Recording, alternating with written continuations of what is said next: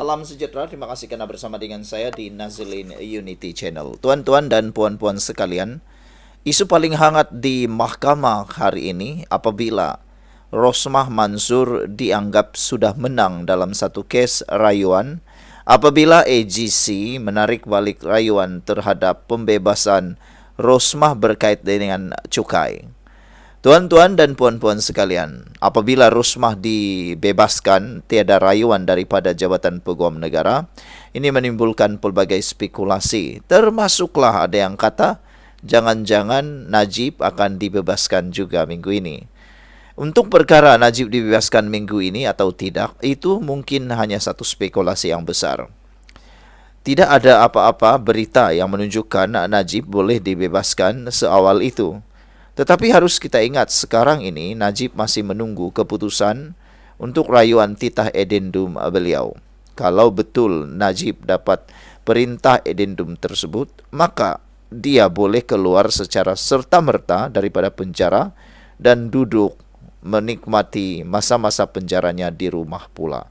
Tuan-tuan dan puan-puan sekalian, adakah tindakan Jabatan Peguam Negara menarik balik rayuan terhadap pendakwaan Rosmah Mansur akan menjadi satu titik tolak yang akan lebih menyerang Anwar Ibrahim?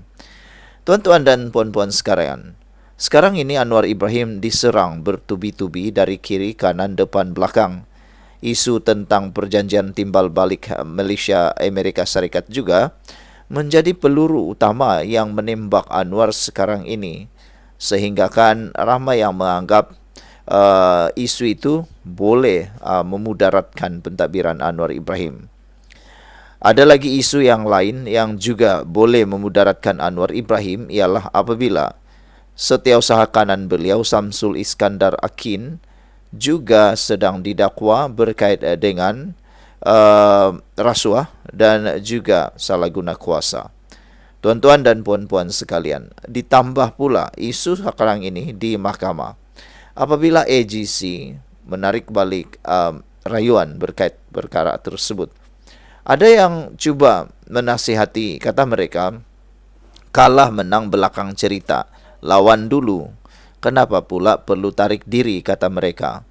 Apabila perkara menarik diri atau menarik rayuan tersebut terjadi, ramai yang mula menganggap, menghantarkan spekulasi, kononnya Anwar Ibrahim takut kehilangan sokongan daripada Barisan Nasional.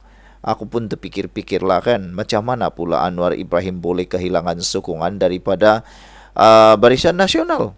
Mustahil lah, pada pendapat saya lah. Tapi itulah, politik ini memang licik, politik memang sukar diramal, semuanya boleh berlaku, apa-apapun boleh berlaku. Peluru yang seterusnya yang sekarang ini menghentam Anwar Ibrahim ialah isu tentang Albert T. Saya sebenarnya sangat benci dengan Albert T. Saya terus terang dengan anda, saya tidak minat langsung dengan beliau. Saya bukan tidak minat kena pendedahan beliau, tetapi saya tidak suka kerana dia adalah perasuah. Dia tidak mengaku merasuah di mahkamah, tapi dia mengaku di luar mahkamah sebagai merasuah. Mana satu nak percaya? Dua-dua pun macam tai lah kan. Tidak tahu mana satu betul atau mana satu yang tidak betul. Bagi saya, Albert T kelihatan seperti pembohong, manipulasi dan hanya mengambil keuntungan peribadi. Bayangkanlah seorang perasuah yang mau dapat projek, mau dapat lesen dan sebagainya, boleh pula disokong oleh walaun. Aduh, aku pun tak tahulah. Anda nak sokong perasuah kah? Atau anda nak sokong orang yang menentang rasuah? Hari ini Albert T cukup membuatkan saya berang betul lah, marah betul lah saya baca kenyataan Albert T hari ini apabila dia kata Anwar Ibrahim, dia sindir Anwar Ibrahim sebagai hero. Macam seakan-akan dia pula yang hero. Aduh, Albert T bukan hero lah. Kalau saya dia tai macam mana? Tai perasuah. Saya tengok banyak betul dia rasuah. Kalau sampai Samsul Iskandar pun dia rasuah kah? Atau dia rasuah yang Sabah. Berapa banyak lagi yang dia pernah rasuah? Tular baru-baru ini, Albert T memberikan sumbangan bakul makanan kepada Perikatan Nasional, juga pernah memberikan sumbangan dalam bentuk sumbangan kepada Perikatan Nasional. Jadi berapa banyak lagi yang disumbang sebenarnya? Pikir-pikirkannya. Sebenarnya Albert Tai bukanlah hero, tapi lebih kepada Tai. Sekian dulu untuk kali ini. Jangan lupa tinggalkan komen Anda. Bye-bye. Sebelum kita teruskan ulasan hebat ini pada petang ini, izinkan dulu saya berkongsi dengan Anda semua. Ini ialah terapi imun transfer factor for life. Terapi imun yang meningkatkan daya imun badan kita sehingga 400%. Secara umum dan ringkasnya, apabila imun badan kita lemah, apabila imun kita bodoh, apabila imun badan kita tidak seimbang, kita kena penyakit dan sukar sembuh daripada semua jenis penyakit. Imun badan yang tidak seimbang juga menyebabkan kita kena autoimun. Tuan-tuan dan puan-puan sekalian, apabila imun badan kita jadi kuat, bijaksana dan seimbang, imun badan kita lah yang akan menyembuhkan semua jenis penyakit yang ada di dalam tubuh badan kita. Terapi imun ini mendidik, mengajar, menguatkan dan menyeimbangkan imun badan kita. Sebelum ini, apabila imun badan kita jadi lemah, bodoh dan tidak seimbang, imun badan kita gagal untuk menghapuskan semua akar penyakit yang bertumbuh di dalam tubuh badan kita. Apabila imun badan kita lemah, akar penyakit akan tetap bertumbuh, berakar dan bersarang di dalam tubuh badan kita. Jawapan kepada kesehatan yang optimum ialah peningkatan daya imun badan, penyeimbangan daya imun badan, dan menjadikan imun badan kita bijaksana. Apabila imun badan kita jadi bijaksana, maka kita sehat. Cepat dapatkan produk hebat ini melalui nombor telefon saya yang tertera. Produk ini lulus KKM, halal dan diperakui oleh doktor-doktor di seluruh dunia. Tuan-tuan dan puan-puan, ini mungkin jalan penyelesaian kepada masalah Anda yang Tuhan hantar kepada Anda semua. Mungkin Anda sudah berdoa bertahun-tahun untuk masalah kesehatan Anda, dan ini jawaban yang Tuhan hantar untuk Anda semua. Jom kita sambung berpolitik lagi. Salam sejahtera, terima kasih karena bersama dengan saya di Nazilin Unity Channel. Tuan-tuan dan puan-puan sekalian, menariknya hari ini ialah rancangan orang jahat nak menjatuhkan Perdana Menteri Anwar Ibrahim akhirnya dibalas juga dengan kejahatan. Hari ini tuan-tuan dan puan-puan sekalian, satu video kembali tular yang membabitkan Mahathir dan juga Muhyiddin. Ada netizen kata memang habislah kali ini, habis sehabis-habisnya. Lain yang mau dibuat, lain pula yang jadi. Tun Mahathir kita ketahui lantang mau malukan kerajaan perpaduan. Kita sebut jalah kerajaan perpaduan sebab ramai orang yang tidak suka, ramai orang benci dengan Anwar dan macam-macam lagi. Tapi satu benda yang harus kita kagumi ialah kerajaan perpaduan persekutuan. Inilah yang kekal stabil memacu negara ke arah kegemilangan. Tuan-tuan dan puan-puan, satu video tular menyatakan, saya tahu Muhyiddin curi duit. Itu kata Mahathir. Sekarang kita tunggu apa jawaban Tun Mahathir terhadap video tular ini. Mantan Perdana Menteri Tun Dr. Mahathir Mohamad mendedahkan bahawa pengerusi Perikatan Nasional Tan Sri Muhyiddin Yassin telah mencuri duit atau mencuri wang. Muhyiddin juga bimbang bahawa beliau akan ke penjara. Oleh sebab itulah beliau mahu menjadi Perdana Menteri sekali lagi, dedah Mahathir. Dia bukan apa, dia ada masalah. Dia nak jadi Perdana Menteri bukan kerana dia nak berkhidmat, kata Mahathir. Pasal kalau dia tak jadi Perdana Menteri, ada kemungkinan dia masuk dalam. Pasal dia pun curi duit. Saya tahu, katanya, dalam satu rakaman video pertemuan berdurasi kira-kira 2 minit yang kini tular. Tun Mahathir mendakwa ahli Parlimen Pagoh itu mencuri duit sumbangan kepada parti PN dan didakwa disimpan di kediamannya. Duit dibagi kepada parti, dia tak bagi kepada parti. Dia simpan di rumah dia, kata Mahathir lagi. Tun Mahathir turut mendakwa dengan peruntukan dana yang banyak itu juga menjadi punca kepada kekalahan beliau di Langkawi dalam pilihan raya sebelum ini.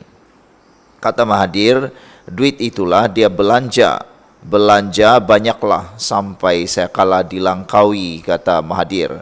Pasal inilah orang-orang dia menang.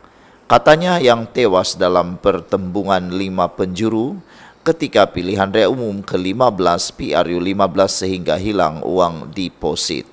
Tuan-tuan dan puan-puan sekalian, menariknya Mahathir ni tak puas-puas hati. Dia kalah, dia salahkan orang lain. Dia kalah sebab ditolak rakyat pun dia salahkan orang lain. Di dunia ni, di muka bumi ni, seakan-akan Mahathir saja yang betul. Semua orang yang menjadi Perdana Menteri salah.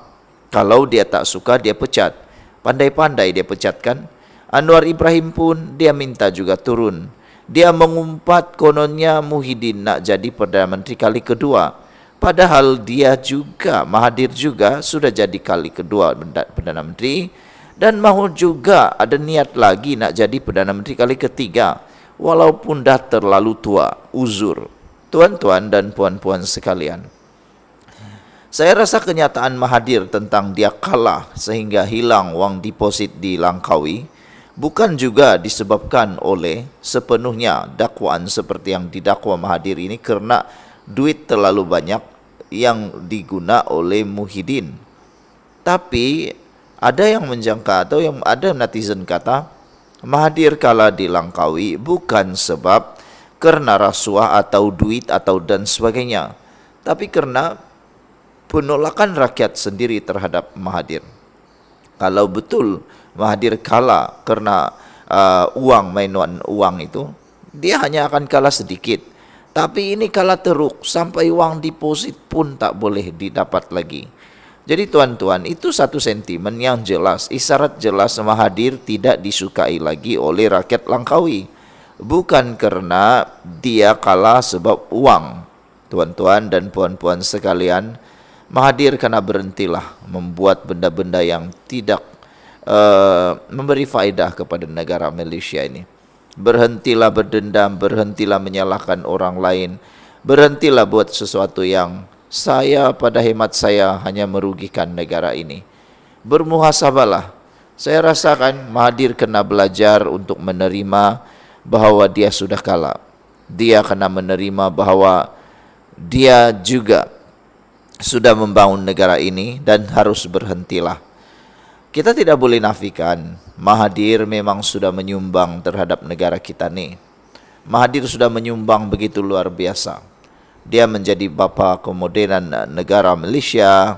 Dia juga sudah menjadi Perdana Menteri lebih daripada 20 tahun. Semua itu tidak boleh dan tidak kita akan nafikan. Siapalah yang nafikan?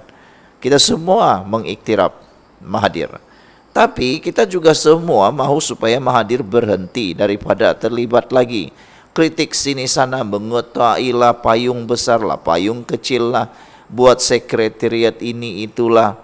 Dan akhirnya sekarang ini ramai yang menuduh Mahathir semua langkah nak jatuhkan Anwar, nak turunkan Anwar, ada yang tuduh didalangi oleh Mahathir. Tak tahulah betulkah tidak Mahathir adalah dalang kepada semua rancangan nak jatuhkan Anwar ini.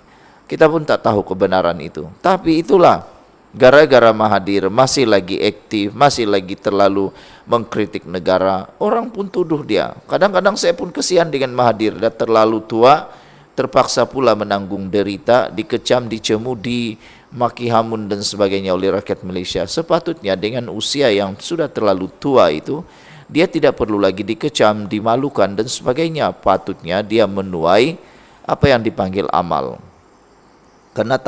Kita kena tahu bila-bila waktu pun boleh dipanggil ilahi. Tuan-tuan dan puan-puan sekalian, sekarang ini lagi Albert Tay telah pun melibatkan Mahathir pula dengan pertemuan, tular gambar bertemu. Lepas tu dia minta pula seakan-akan satu kebenaran ataupun satu laluan lampu hijau daripada Mahathir untuk mendedahkan kononnya ada lagi satu konspirasi keuangan rasuah. Akhirnya Mahathir pun terlibat lagi di situ. Dilihat oleh netizen, ada yang tuduh Mahathir sebagai dalang utama. Gara-gara Albert Tay jumpa Mahathir. Jadi itu sebabnya netizen menuduh Mahathir pun mungkin terlibat dalam konspirasi-konspirasi tersebut. Mahathir ada yang menasehati Mahathir perlulah berhenti segera. Ingat, dunia ini pandai berakhir, kata mereka. Mahathir, Tun, sudahlah, berehatlah, kata netizen. Jadi pendedahan kali ini luar biasa. Saya tahu Muhyiddin curi duit, kata Mahathir. Sekian dulu untuk kali ini. Jangan lupa tinggalkan komen Anda. Bye-bye. Terima kasih tuan-tuan dan puan-puan kerana sudah menamatkan video ini dengan baik sekali. Saya ingin kongsikan beberapa buah buku yang sangat menarik. Ini saya sisipkan. Yang pertama, Muslihat Mahathir. Sekiranya Anda berminat untuk melihat bagaimana Muslihat Mahathir yang dituliskan di dalam buku ini, Anda boleh baca ini untuk menambahkan pengetahuan Anda, untuk Anda tahu siapa Mahathir yang sebenarnya. Buku ini sangat luar biasa. Ketika saya membaca, saya terkejut. Wow! Dan saya semakin berilmu. Kedua, buku yang kedua yang saya ingin kongsikan pada Anda ialah Pemikiran Tun Mahathir. Ini ditulis oleh seorang pakar yang sangat-sangat luar biasa, merungkai. Dia kasih pecah semua pemikiran Tun Mahathir. Ini bukunya yang sangat luar biasa. Sekiranya Anda mau tahu macam mana Mahathir punya cara berpikir, ini dia. Dan yang ketiga, buku yang saya ingin kongsikan bagi Anda ialah tajuk dia Paradise Lost Mahathir. Okey, ini dia beritahu bagaimana paradise itu surga yang diwar-warkan di Malaysia nampaknya sudah hilang menurut Mahathir. Ada buku ni, kalau anda berminat untuk beli, tekan, ada di Shopee. Okey, saya bagi link dia. Alright.